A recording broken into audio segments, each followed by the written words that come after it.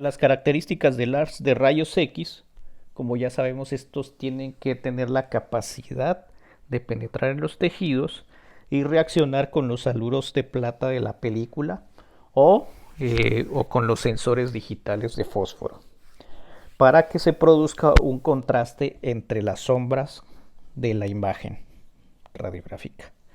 Debe ser paralelo, no divergente, para evitar magnificación de las imágenes. Y debe estar producido por una fuente puntual para reducir la borrosidad de los bordes, a lo que se denomina efecto penumbra.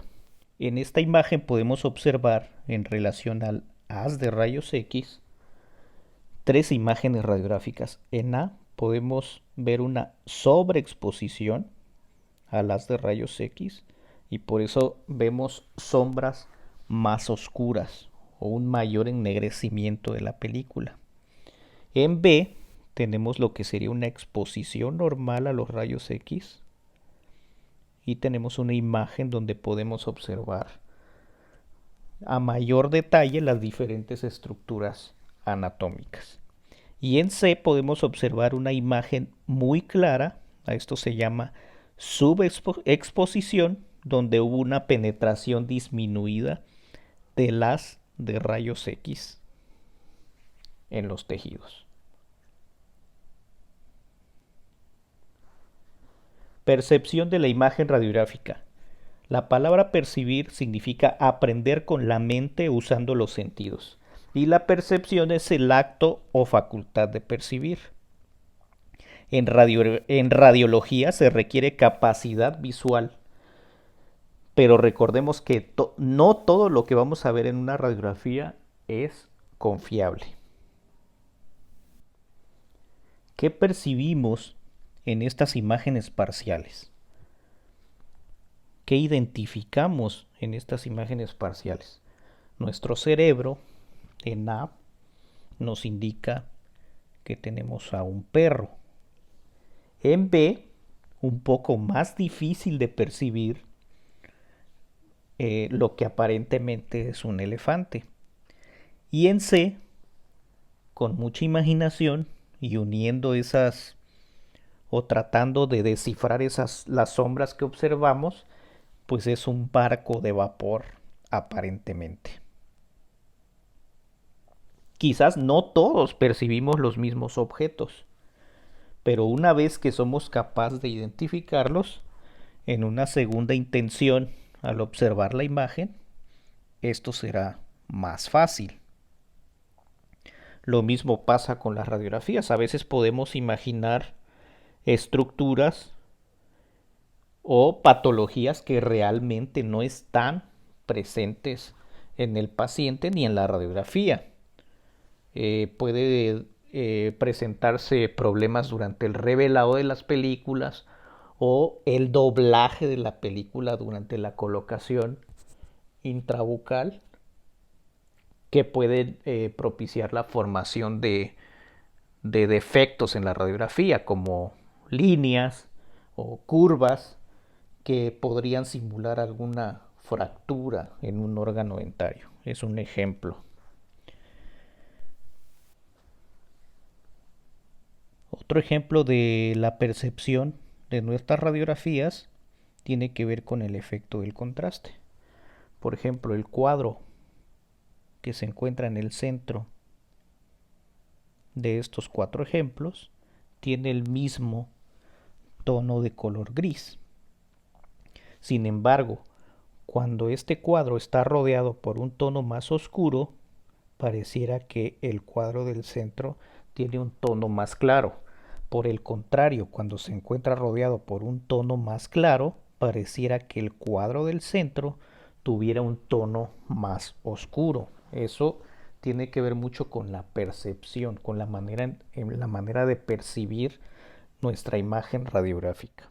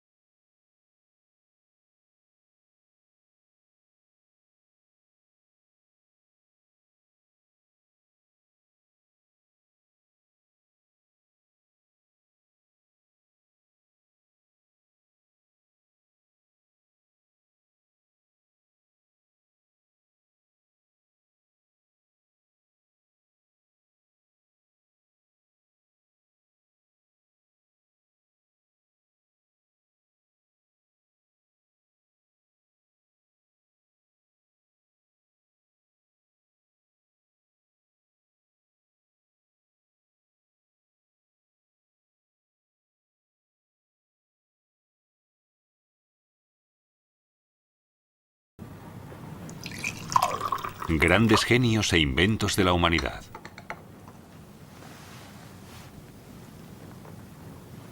Los rayos X.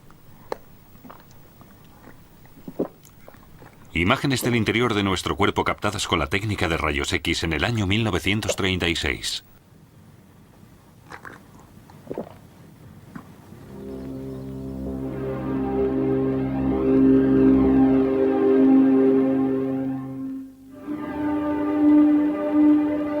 Hoy han dado paso a esto.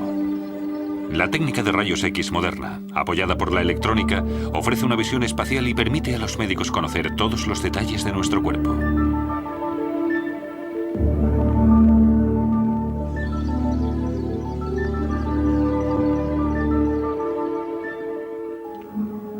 Así empezó todo.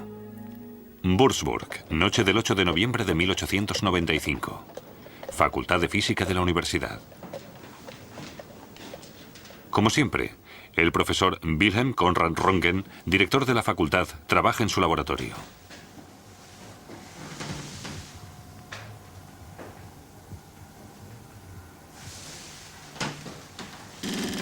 Con esta bobina de inducción genera alta tensión que envía, a través de dos electrodos metálicos, a un amplio tubo sellado al vacío. El tubo produce fluorescencia. Tras años investigando estas emisiones de luz, quería, al igual que sus colegas de profesión, descubrir sus causas.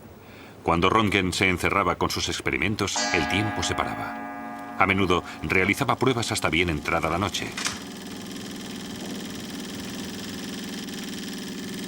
Con el laboratorio a oscuras, Röntgen observó que los cristales de platino cianuro de bario que había en su mesa también se iluminaban. Acercó al tubo una placa recubierta por el mismo material.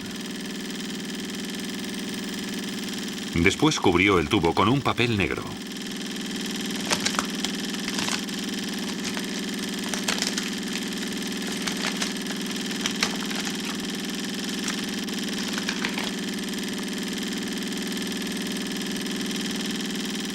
Los rayos lograban atravesar el revestimiento.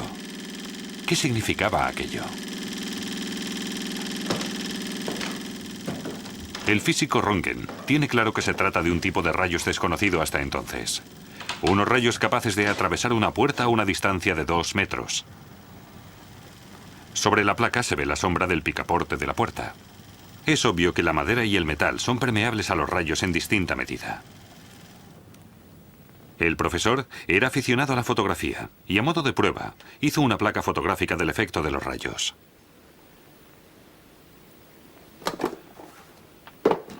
Las semanas siguientes, Röntgen radiografió todo lo que se le puso por delante, como por ejemplo su caja de pesos o una bobina de alambre de su laboratorio. Röntgen analizó a fondo las propiedades de los nuevos rayos, pero los conocimientos de su época no eran suficientes para lograr explicarlas. Hoy se sabe que los electrones, esas partículas diminutas de las que procede la corriente eléctrica, son la causa de la radiación. A causa de la alta tensión de los electrodos de carga negativa, se liberan electrones. Al chocar con los ánodos se originan los rayos X, que no son otra cosa que ondas luminosas, solo que mucho más cortas y energéticas. En el espectro de la radiación electromagnética no solo hay rayos visibles como los rayos X, sino también ondas de radio, rayos infrarrojos, rayos UVA o gamma. Esta diversidad de longitudes de onda es la causa de que la luz y los rayos X traspasen la materia de forma distinta. El cristal es permeable a la luz, pero no a los rayos X. La madera, por el contrario, frena la luz, pero los rayos X pueden traspasarla. Y los huesos frenan más los rayos X que el tejido que los rodea. Aquí vemos una de las primeras muestras. Volvamos a la historia. Las primeras semanas después del hallazgo, Wilhelm Conrad Röntgen trabajó obsesivamente en la investigación de los nuevos rayos. Comía y dormía a ratos en el laboratorio y escribió su primera publicación, un nuevo tipo de rayos que se publicó 7 semanas después del descubrimiento.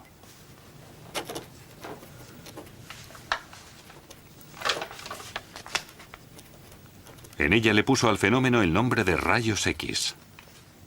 En enero de 1896, sus colegas de profesión lo llamaron rayos Röntgen por su descubridor. La noticia dio la vuelta al mundo. Solo 5 años después, Röntgen recibió por sus resultados el primer premio Nobel de Física, concedido por la Real Academia de las Ciencias de Suecia.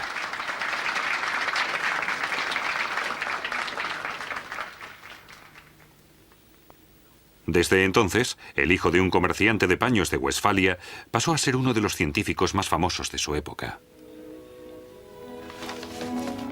Pero no solo el mundo científico promocionó con entusiasmo los nuevos rayos, también la prensa, el cine y, por supuesto, los dibujantes.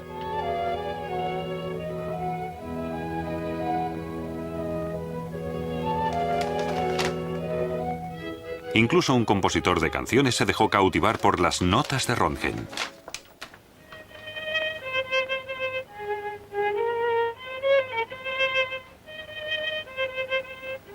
Otra curiosidad, la música, contemplada por Röntgen, una ocurrencia de los años 30.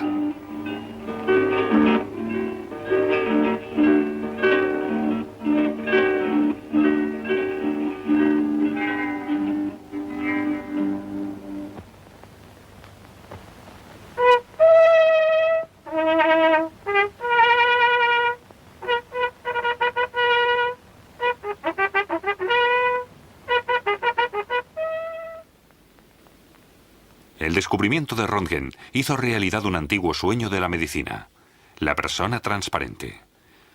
Pocas semanas después del hallazgo, médicos progresistas de Nueva Jersey usaron los rayos X para observar el interior de sus pacientes.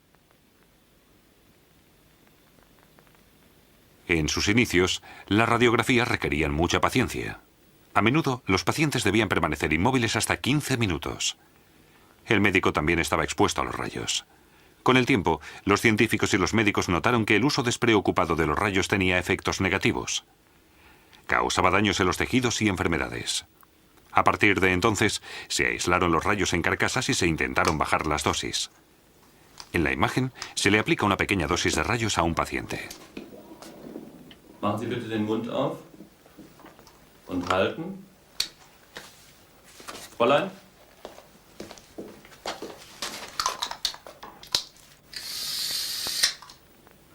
Para la realización de otras pruebas, el médico y el paciente se ponían un mandil de plomo para protegerse de los efectos de los rayos. En los años 30 y 40 se desarrollaron los medios de contraste, líquidos que se administraban oralmente o se inyectaban al paciente.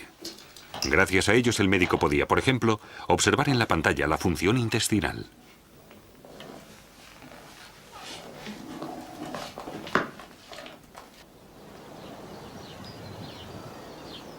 El descubrimiento de Röntgen también tuvo impacto en el ámbito social. Gracias a las revisiones médicas preventivas, la medicina consiguió acabar en gran parte con la tuberculosis que, hace una generación, era la epidemia más peligrosa que existía. Las infecciones se detectaban tan rápido que se podía evitar el desarrollo de la enfermedad. A principios del siglo XX se desarrolló también la radioterapia.